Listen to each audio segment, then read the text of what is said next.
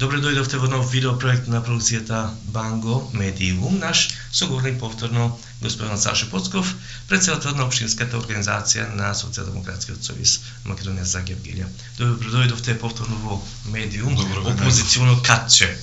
Така е, добро ве најдов. Започнуваме со повторно гевгелиски теми. Дали го забележавте на YouTube каналот гледаноста на последниот наш разговор? Да. Импозантна бројка, не сакам да спомнам, кој сака може да провери. Значи, овој медиум мене ми заликува дека прераснува во медиум. Поготово затоа што имаше една тема која и овој пат сакам да зборуваме на неа, а тоа е за темата комуналец. Инаку фирма која јас не сакам да бидам оној кој ќе кажам како ова фирма граѓаните на Гевгелија со подсмев ја нарекуваат, меѓутоа јавна тајна е дека таа фирма во Гевгелија, гевгеличани ја нарекуваат криминалец. Јас не сум виновен, гевгеличани така ја нарекуваат. Што се случува во комуналец? Па видете, во комуналец секоја година различни случаи. Евидентно е така, како што кажав и минатиот пат, и стојам за тоа, со лично како опозиција, со финансовите резултати што ги испорачува комуналец не сме задоволни исто така од начинот на менаџирање на самото предпријатие, а на вашето прашање што е актуелно во комуналец, актуелно се 39 нови вработувања кои почна да се реализира од 1 март и не се само тие за жал на граѓаните на Република Македонија и граѓаните на општина Гевгелија. Во Гевгелија ќе има некаде околу 70 партиски вработувања. Имаме една смешна ситуација, значи вработување кои ќе почнат да важат тек во идната година, некако како ми стои како да во владата има некој менаџер за човечки ресурси, па ги планира ресурсите, па унапред знае колку ќе му требаат идната година нови вработувања, меѓутоа тоа е во привидно испорачено пред се за состојаното партиско членство, партиското членство што треба и коалиционо, како што било во комуналец, партиското членство треба да се вдоми, а тоа треба да го плаќаме сите ние граѓаните, што во ниту по законите за економија, ниту по законите на здрава логика, ниту по примерите на сите земји членки на Европска унија или земји што се стремат во Европската унија е стварно нонсенс. Кога велам нонсенс, не зборам за нови вработувања во реалниот сектор. Прв би ги поздравил како опозиција. Секој би ги поздравили, збориме за вработување исклучиво во јавната администрација на терет на сите граѓани. Инаку бројката од 39 нови вработувања во комуналец е симптоматична, барем јас така гледам на сето тоа и не сакав бего да променам покрај тој проблем. Упатив едно барање за пристап по закон за пристап до јавните информации од јавен карактер, па го запрашав комуналец дали имаат изготвена систематизација во самата фирма, за да видиме, еве чисто јас да се уверам дали во систематизација се предвидени тие работни места и дали стварно комуналец има потреба толков обем на вработени. Ми беше одговорено дека во тек изготвување на систематизацијата која треба да се усогласи со законот за вработување за јавни и државни службеници. И сега лично си го поставам прашање и го поставам на целата јавност, на сите гледачи на оваа емисија, слушатели, наши тука на пресконференции, како тоа на таква систематизација без потреба кај што нема предвидено такви работни места и самата систематизација не предвидува толков голем обем на вработени, се врши вработување на 39 ново вработени. Значи, тоа е уште една потврда и цврсто стојам за тој став дека Комуналец е веќе типично 100% партиска фирма, кај што директор ги не менаџира, него ги извршува 100% наредбите на штабот. Добро, господин Поцков, веројатно на времето го гледавте Милионер на хрватската телевизија. Таму познатиот актер Тарик Филиповиќ беше вработен во хрватската телевизија како звезда. Значи, тој отскокнуваше од другите вработени, бидејќи беше звезда, ангажиран на програмската шема на хрватската телевизија. Има ли Комуналец звезди сега вработени затоа што може да бидат пририпнувани некои луѓе кои чекаат работа во Заводот за вработување, а некои заради седатив во општина Гевгелија да се смират страстите, можат преку ред да бидат како звезди вработени, за кои јавноста во Гевгелија знаеше пред време кои ќе бидат луѓето вработени точно на кое работно место, без разлика што нема систематизација уште.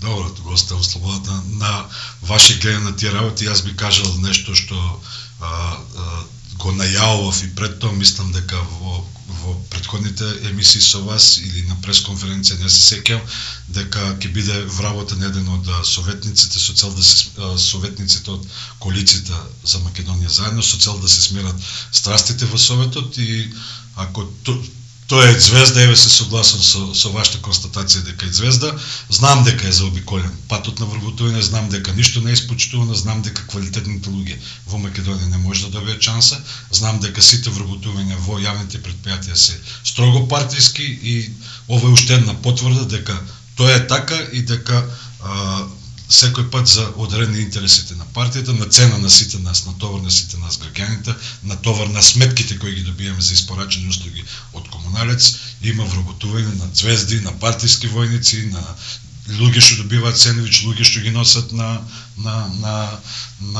протести, на трибини, значи се со една цел, значи да се удоволи на месијата, нивен.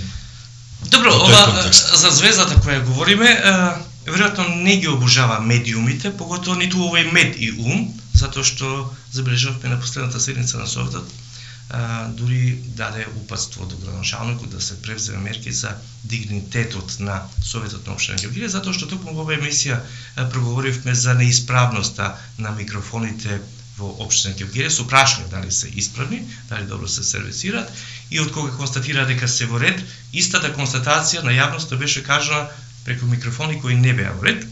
Без разлика се го враќаме филмот малку наназад.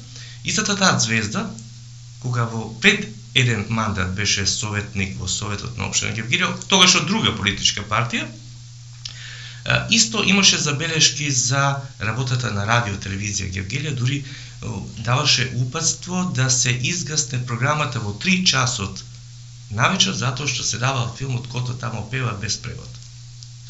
Сега, што го спомнавме радио телевизија Гевгелија, се наближува 16 мај, денот на радио Гевгелија. Јас во претходниот медиум кога гостуваше господин Ташиков реков дека кога 56-та година се отворило радио Гевгелија, на светските топ листи атрактивна била пејачката Дорис Деј и тој хит се вртел на радио Гевгелија. Денеска Дорис Деј е жива, има 91 година, а радио Гевгелија е починат.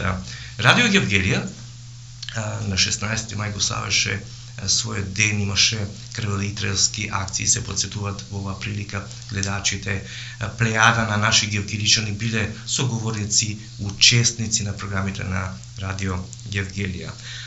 Предходниот председател на општинска организација на СДСМ од Гевгелија, јас дојдов со констатации за некои активности што се случува во радио Гевгелија, сакав да го видам ставот на СДСМ, бидејќи на ВМРО ДПМН не го знае, бидејќи тие се актерите што го направија тоа. Каков е вашиот став кон радио телевизија Гевгелија? Како заврши? Зошто вработените беа оставени на улица, се зеде општина Гевгелија, вработените на улица, а не беше случај таков со Комуналец Миравци? ние секој пат како Социјалдемократски сојуз и јас лично се надевам дека тоа било и претходно, сме го покажали на дело, секој пат значи сме за отвореност и во нашето работење како партии, кога сме на власт, значи транспарентни во нашето работење и во очито што го даваме пред граѓаните. Значи да се разбереме, ние сме секој пат значи на медиумскиот простор да оставиме да се ја врши слободно работата, критиката не ја сваќаме злонамерно, освен ако не е во некоја тенденциозна, и секој пат паметен човек од критиката може многу да научи, да му биде водилка во понатамошното работење. Значи, со еден збор да се биде чинител во општествениот живот, значи треба да се свати дека треба да се има сенс дека за одредени појави ќе постои критика и затоа таа е работа на медиумите и секој пат добро дојдени. Меѓутоа да се вратам на вашето конкретно прашање, каков е мојот став за, се чинам така, за радио телевизија Гевгелија. Малку, што знам, еве тука би прозборил и може да ме фативте на некои емоции, недостасува сето тоа. Бидејќи јас на радио телевизија Гевгелија не гледам од аспект на згради, на опрема, ја зела општината опремата, ја зела општината зградата, бидејќи како оснивач требало било општина Гевгелија, дали е тоа така или не навлегувам, со слушнал дека самото тоа е купено со солидарни средства, зградата на општина Гевгелија. По закон предпоставам дека општините преминаат да бидат оснивачи.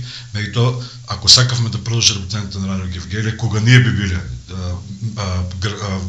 би имале можност да ја водим општината, секогаш бидете сигурни дека во тој момент би излез на начин како сето тоа да не сгасне и да продолжи со работење, не само ради радио Гевгелија, не само заради потребата на јавност да биде информирана, него и заради самите вработени. Не, јас извинувам, ќе ве прекинам малку. Знаат и од општина Гевгелија да излезат и да кажат согласно законот тоа, онака како што тие знаат. А всушност гледаме што се случува со радио Гостивар, баре откривајќи ги сега бомбите, продолжете.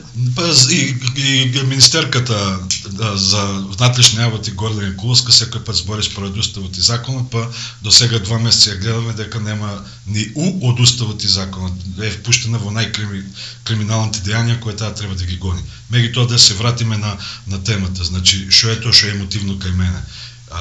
Недостасуваат слики, недостасува архива, не знам, кај ако некој сака да се позанимава со таа работа, кај тоа би го нашол. Фалат песни од тоа време, фалат некои дружби, фалат некои настани, не знам кај се што било снимано. Јас колку шо имам сознание, знам дека и во студиото се снимало и емисии, млади таленти имале можност.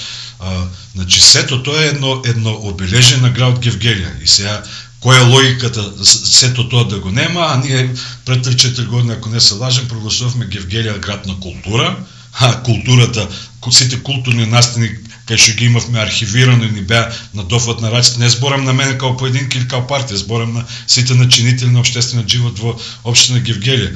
А од друга страна, во библиотеката се води сметка за книгите, значи сето за родно крајната. Да, значи сето тоа треба да биде една добро осмислена агенда за Гевгелија да има, значи да има да направи една додадна вредност да има општината, значи сето тоа културно наследство, ликовно наследство, уметничко, музичко, сето тоа генерации го стварали и ние треба помладите од тоа да се гордееме, да учиме и да го штитиме и да го покажуваме дека е тоа автентично и нешто наше.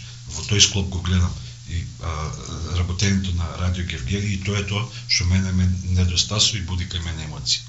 Ова е тема која јас ветив за мене, за гледачите на Медиум, дека ќе ја спомнувам во секое мое издание. Преминуваме, господин Поцков, на повторно на централна тема на Македонија. Се појави гувернерот со изјава дека веќе не може да ја прогнозира стапката на раст на економијата. Ви сте економист, што значи тоа? Точно е, дека секоја година имаме проекции на стапка на раст од три институции. Една е институција гувернер на Народна банка, таа е независна од извршната власт, тој излегува со своја стапка на раст, бидејќи тој е представник на монетарната политика во државата. Друга е стапката на раст што ја обравува Министерството за финансии како гласноговорник на владата. И трета е стапката на раст што објавуваат институциите кои го следат, прават мониторинг на работењето на економијата на Република Македонија, во случајот секој пат тоа е ММФ или Светска банка. што би кажал нова изјава како економист. Значи, тој што го вели низ призма дека последните случувања во Македонија, значи, прават некоја, сака да каже дека прават некоја несигурност кај инвеститорите и сето тоа може да влие на среден рок за намалување на стапката на раст на економијата, тоест за неможност за прогноза на стапката на раст, бидејќи самите инвеститори, тоа не треба да ја кажем, се како пласливи животни. Значи, ако осетат дека некаде има криза, се воздржуват од инвестиции. Меѓутоа лично, бидејќи во Македонија секојдневно не се случува само економија, продолжува и животот на граѓаните, продолжат и проблемите на граѓаните. Јас би сакал во тој контекст да поставам гласно 2-3 прашања што не ми се вкупуваат во вкупниот амбиент и во моментот кога е дадена изјавата. Кога тој збори за опасноста, за среден рок, за неможност да прогнозира на стапка на раст, алудира дека има политичка криза. Сега јас прашувам, имаме или немаме политичка криза? Зошто го прашувам владата, работи како да нема политичка криза?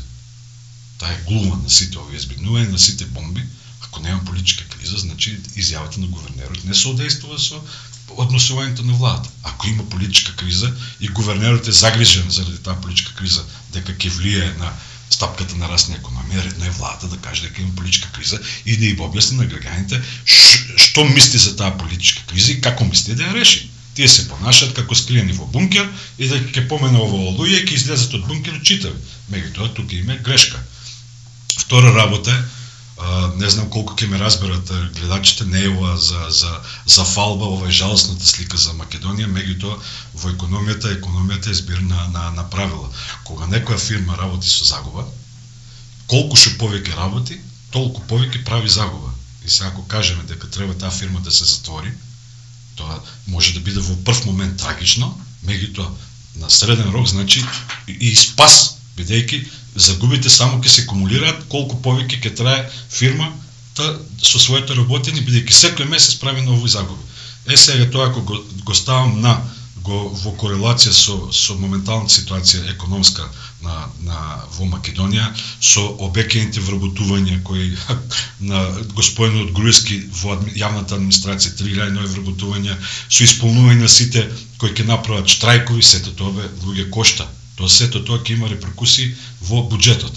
Така да, ако некоја економија прави загуби, продолжување на релаксирачка клима и давање можност на таа економија да продолжи во исто темпо, значи дека секој ден се повеќе се задолжуваме.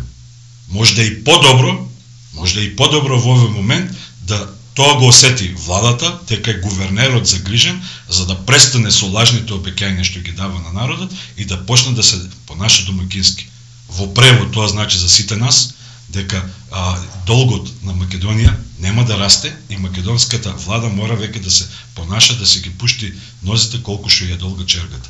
Инаку, ако јас не сум пресметал лично, имав можност да слушнам дебати на економисти, ова што го обеќе Груевски од кога почнаа бомбите, некаде предизвикува фискална импликација, тоест дефицит во буџетот од плюс 150 милиона евра. А знаете дека годишно е предвидено дефицит во буџетот да има некаде околу 350 милиони евра. Тоа значи дека Македонија забрзно се движи со задолженост повеќе од наредната година ќе дојде до задолженост повеќе од 60%.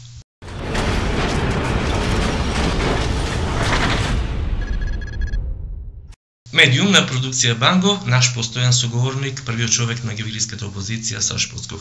Господин Поцков, ова со гувернерот има врска со бомбите. Колку бомбите се рефлектираат во гевгелиската општинска организација? Јас вас ве сметам после подолго време да ова организација има еден модерен председател на партијата во Гевгелија. Што се случува во партијата? Има раздвиженост? Се разбира дека има раздвиженост. Гласот на опозицијата, значи, почна да се слушаат, луѓето се интересираат. Факт е дека после 9 години опозиција, нашето членство беше, поготово после изборите, на некоја минимално ниво на самодоверба, чувствувајќи сета таа неправда во изминатите 9 години и неможноста правдата да излезе на виделње и да се спротивставиме на сите тие неправди кои секој од нас ги трпи поединечно. Со излегувањето на бомбите, со пројавувањето со проектот Вистината за Македонија, значи има охрабрување кај нашето членство, не е тајна дека веќе има и од помладата популација опозиционно настроен интерес за вклучување во партиските активности во политичкиот живот на нашата партија. Дел од тоа контакти беа направени преку проектот Работиме заедно, кај што луѓето беа запознаени со нашите идеи и концепција за водење на државата и објаснување за моментална ситуација. Дел сами инспирирани од централните настани на ниво на Македонија, од храброста на нашиот лидер Заев се препознаваат во таа и нас не ни смета, значи кога сум тука ќе ви кажам, значи во општинската организација имаме бројка некаде наоколу за овие 2 месеци 100 нови пристапници.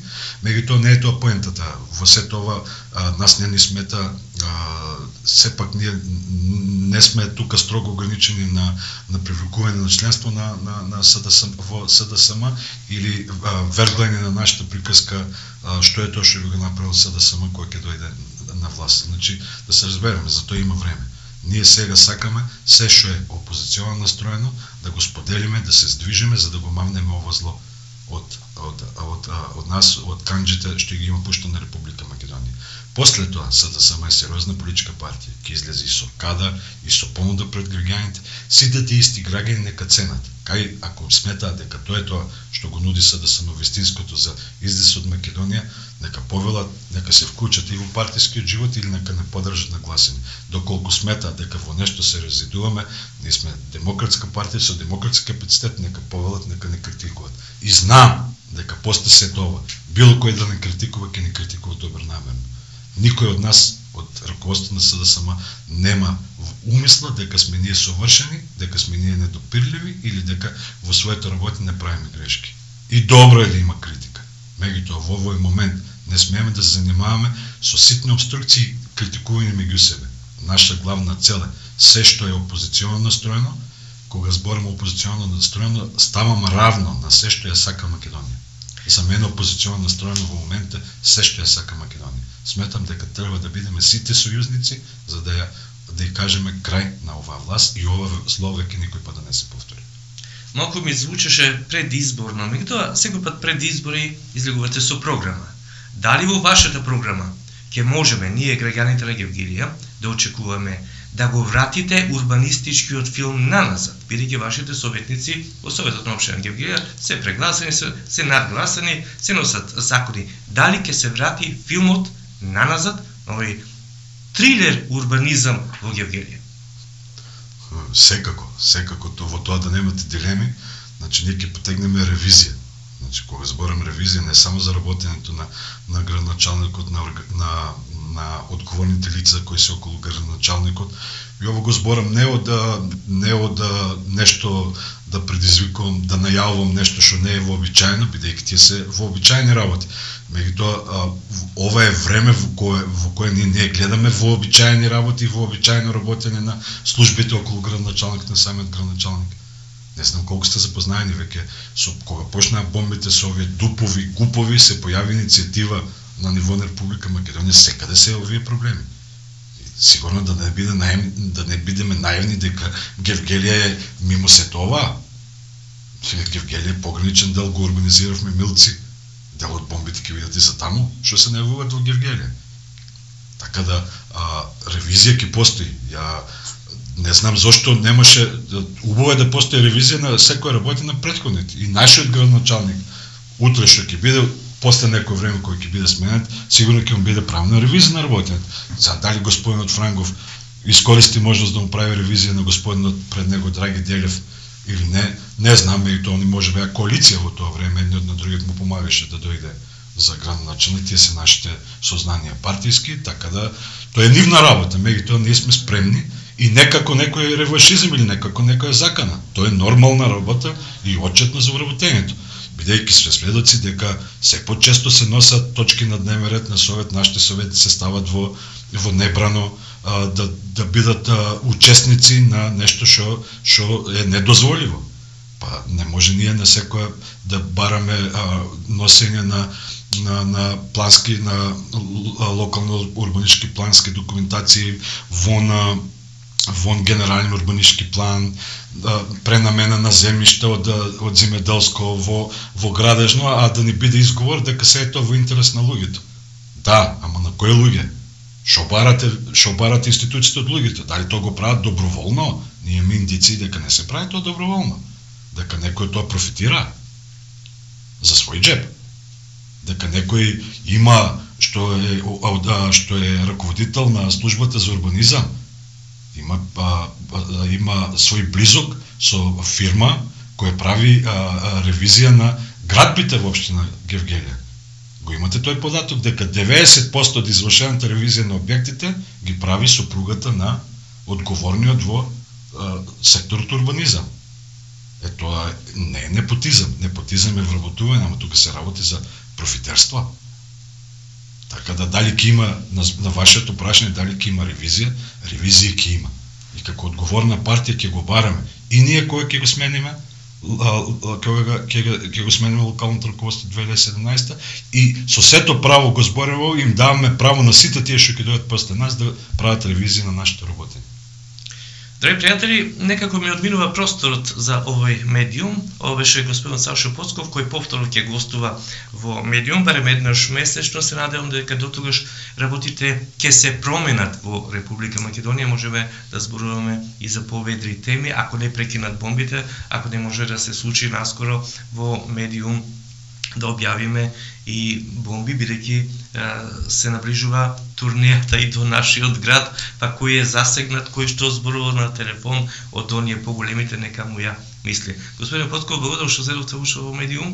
Доаѓа 26 април, денот на излегувањето на првите партизани од Гевгелија и Гевгелиско. Се подсетуваме со кадри повторно со споменикот на слободата, либениот цвет на слободата, и да знаете, драги пријатели, дека доаѓа ново време за нова борба, за нова слобода.